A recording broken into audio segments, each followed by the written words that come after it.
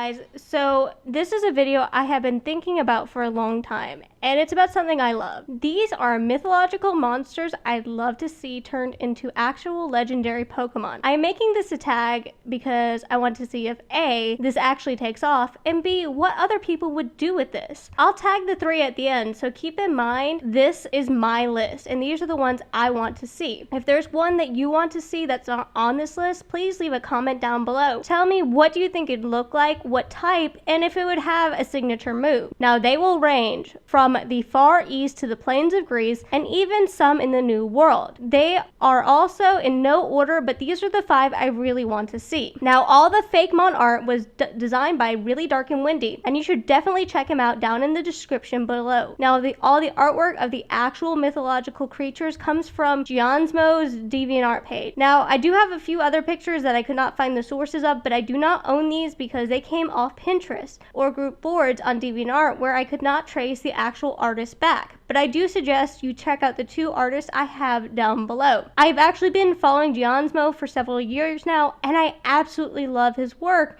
And honestly, he inspired me to create this list. Now, I'm going to start by getting the Phanpy out of the room. Get it? Sorry, I had to do the bad pun. Quetzalcoatl is not Rayquaza because Rayquaza is based off the biblical myth of Ziz, who breaks up the fighting done between the Behemoth and the Leviathan. In the Pokemon games, Behemoth is represented by Groudon, Leviathan is represented by Kyogre, and Ziz is represented by Rayquaza, who has to break up the fighting between the two, becoming the Peacekeeper, if you can even call Rayquaza a peacekeeper. Now, going back to Quetzalcoatl, it is an Aztec god and is known as the feathered serpent. He is often described as being in human form as a white man. Now, the first mention of Quetzalcoatl in Aztec mythology is recorded around 400 BCE. He is the god of light, justice, mercy, and the wind. Many Aztecs believe the Spanish conquistadors were the children of Quetzalcoatl coming back to the Aztec Empire, like the story of Quetzalcoatl leaving had promised. And because he was described as a white man, they really started to worship the conquistadors, which led to their fall. Now, I could see this Pokemon becoming fairy flying type, and I kind of did that on purpose too. Since Rayquaza is dragon type, might as well have a foil to it. I could see these 2 giant snake-like Pokemon fighting each other. And you may ask why I wanted Quetzalcoatl to be fairy. Well, he's the god of light and goodness. And what do fairies do? They are light and they are good to people. So I thought that was a perfect fit for it. And I think it'd be also very cool if the region that Quetzalcoatl could be found in is somewhere near the Hoenn region. Maybe there will be a clash between Rayquaza and Quetzalcoatl. Now, as for names for this one, I think a really cool name would be Quaddle, just because it's different. I know it's kind of a cop-out because you're just taking Ketsu out of it, but I really do like the name Quaddle. Now, I could see this legendary being coiled up in some temple that you slowly have to walk up the stairs, and you hear it hissing until it strikes at you. This could be a legendary based out of a game in South America, which could finally give us answers on the origins of Mew, which Game Freak hinted at in the first Pokemon movie. I also see it having some sort of signature move, using its feathers as a part of the move. Either the feathers come off its body and attack that way, or the feathers on its tail. I mean, how cool would that be? I could see it having a high speed stat along with a decent special attack, but low defense stat just because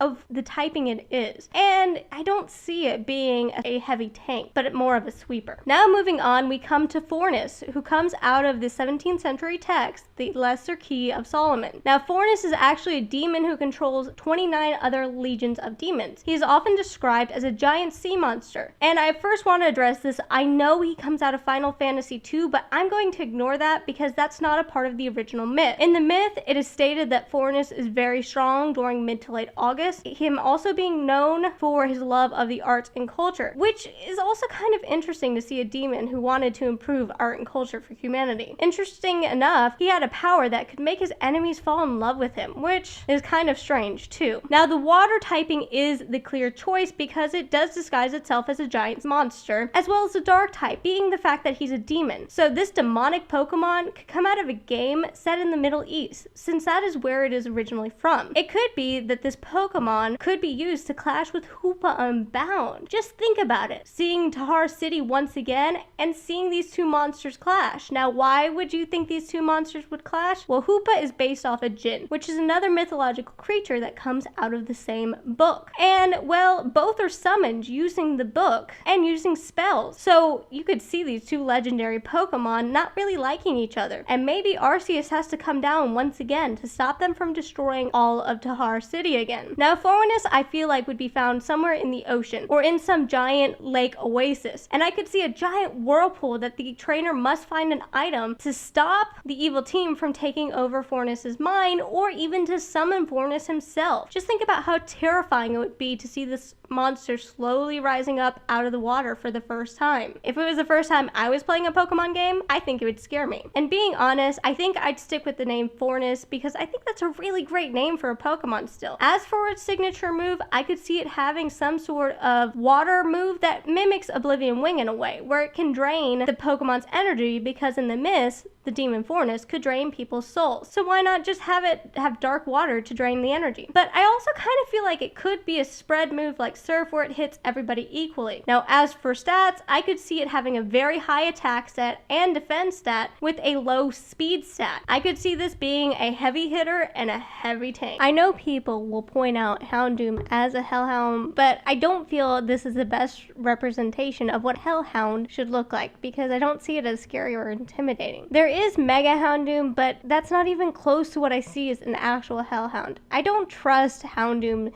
to keep the dead from rising again. It could just bark at them maybe and scare or aggravate the spirits, but I don't see it being intimidating. I think they'd see it as a wet puppy. But I do have a feeling that there could be an awesome Hellhound legendary with 3 heads. Pulling this from Greek mythology, you have Cerberus, the 3-headed Hellhound of Hades that guards the gates of hell. He is depicted as a vicious attack dog, killing whatever tries to get in or even out of hell in some cases. In the myth, Cerberus is the son of the queen of all monsters, and he is sometimes described as having a serpent-like tail, but all agree that it has 3 heads and it can spit fire. It was feared in the Greek world and stood as the 20 labor of Hercules that he had to do once the goddess Hera had given him the task. He also makes an appearance in Homer's Iliad and the Odyssey, and this dog was something no one wanted to face because they die. In the myth, Cerberus actually was able to breathe fire, so I kind of feel like that's the best primary typing for it. As for its secondary type, Cerberus is a Hellhound, a killer of light and all that is good. So I feel like Steel fits because then it could become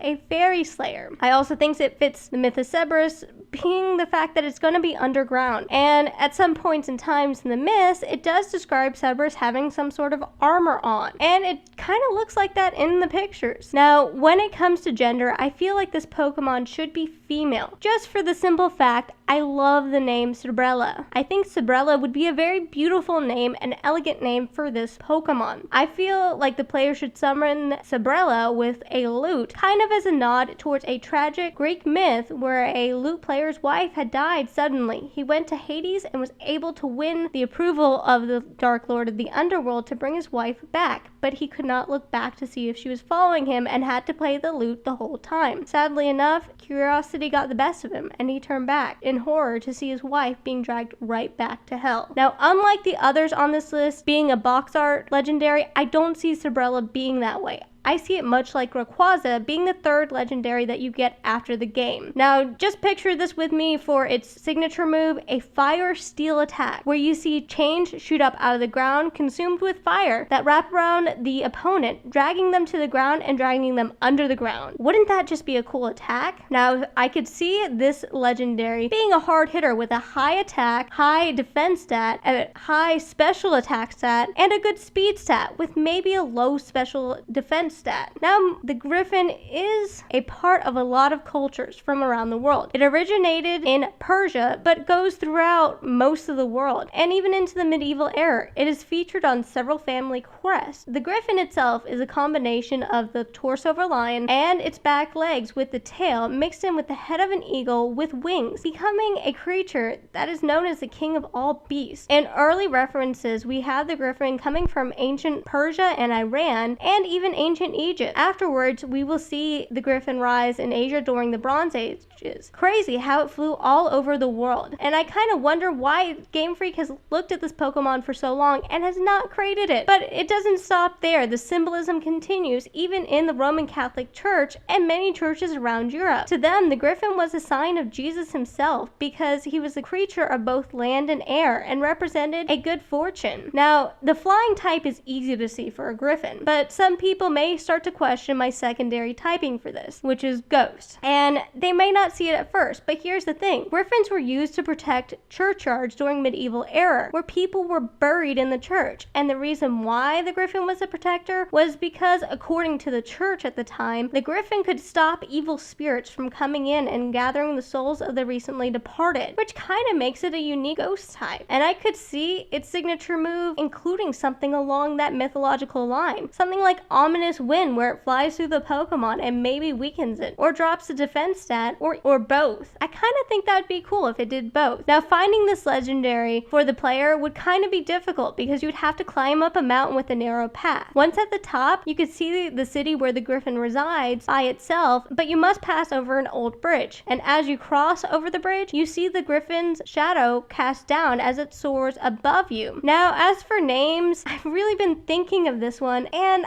I really like the name Grafana, which has kind of a Spanish flair because maybe this Pokemon would come out of a game based off the Spanish region. Now, I really have to say I do love this Pokemon. This is probably one of my more favorite ones, and there's several different places it could be based out of, including England, but for the name Grafana, I'm going to base it out of a Spanish region. Now, for stats, it will have a high speed stat along with a high special attack stat, an average defense stat, an average attack stat, and a decent special defense, because I kind of see this as a mixed attacker. Now, the last one is the only mythological creature that actually exists in nature, this being the white buffalo. I am most familiar with the Lakota Sioux legend of the white buffalo, even though today it is still used by several modern tribes from the Great Plains region as a sacred animal. In the myth of the Lakota Sioux, though, the white buffalo first came as a woman who taught the people how to pray again since they had lost touch with the Creator,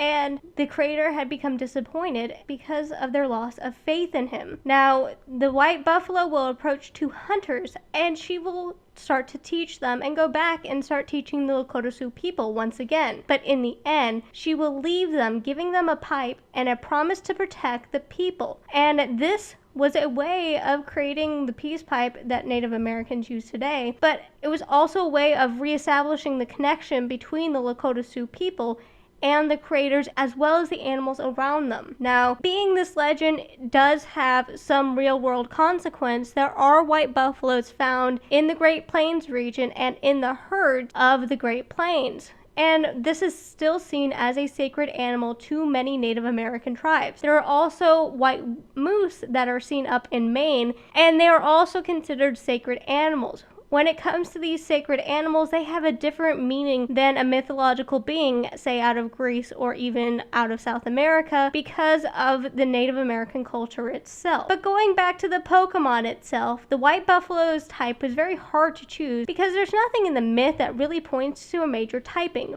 But I'm going to choose Ice type because of its fur, looking just like snow, and Fighting type because, well, the buffalo actually is a symbol of strength. Now, I could see this in a game based on the North American plains, where this legendary could be seen and loved by the people, and the people maybe have some sort of ceremony to it. And I would love to see how they would interact with this Pokemon. It could be found in some open area where you have to slowly approach it, or even rush in, saving it from the evil team. And while it's on the plains or under attack, it causes massive blizzards. For this Pokemon, I really do like the traditional name given to the white buffalo, which is Kuntonka, and I I really see that as a cool name. No pun intended. Well, maybe a slight pun intended. As for its signature move, I could see a fighting ice type attack using its horn, where it freezes over its horn and then purely charges, launching the opponent in the air, stabbing it with its horn. With this move, I feel like Kantanka should have a high attack stat with a very high defense stat